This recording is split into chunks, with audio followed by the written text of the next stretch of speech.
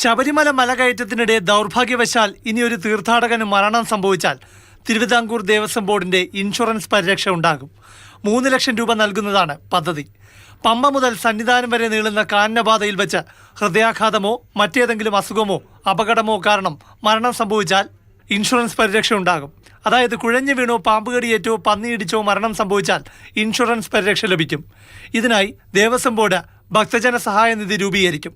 ശബരിമല ദർശനത്തിനെത്തുന്ന ഒരാൾക്കും ഇൻഷുറൻസ് നിർബന്ധമല്ല.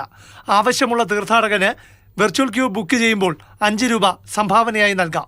ഇതിനാവശ്യമായ ഫണ്ട് സ്വരൂപിക്കാനായി സുമനസ്സുകളിൽ നിന്നും അയ്യപ്പ ഭക്തരിൽ നിന്നും തിരുവിതാംകൂർ ദേവസ്വം ബോർഡ് പണം സ്വീകരിക്കും.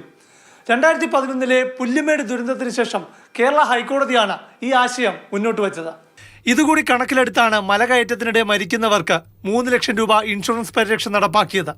കാരണം കഴിഞ്ഞ 2 തീർത്ഥാടന സീസണുകളിലായി പമ്പയിൽ നിന്നും സന്നിധാനത്തേക്കുള്ള മലകയറ്റത്തിനിടെ മരിച്ചത് യഥാക്രമം 44 പേരും 49 പേരുമായിരുന്നു. നിലവിൽ ശബരിമല യാത്രയ്ക്കിടെ ഉണ്ടാകുന്ന വാഹനാപകടത്തിലും ദുരന്തത്തിലും മരിക്കുന്നവർക്ക് മാത്രമാണ് ഇൻഷുറൻസ് പരിരക്ഷയുള്ളത്. 5 ലക്ഷം രൂപയാണ് ഇൻഷുറൻസ്. ഇതിന്റെ പ്രീമിയം തുക മുഴുവൻ തിരുവിതാംകൂർ ദേവസ്വം ബോർഡാണ് നൽകുന്നത്. വെർച്വൽ ക്യൂവിൽ ബുക്ക് ചെയ്ത ശേഷം ശബരിമല യാത്ര ചെയ്യുന്നവർ കേരളത്തിൽ എവിടെ വെച്ച് മരണപ്പെട്ടാലും ആശ്രിതർക്ക് ഈ ഇൻഷുറൻസ് തുക ലഭിക്കും. പ്രശാന്ത് കൃഷ്ണ, മാതൃഭൂമി ന്യൂസ്, തിരുവനന്തപുരം.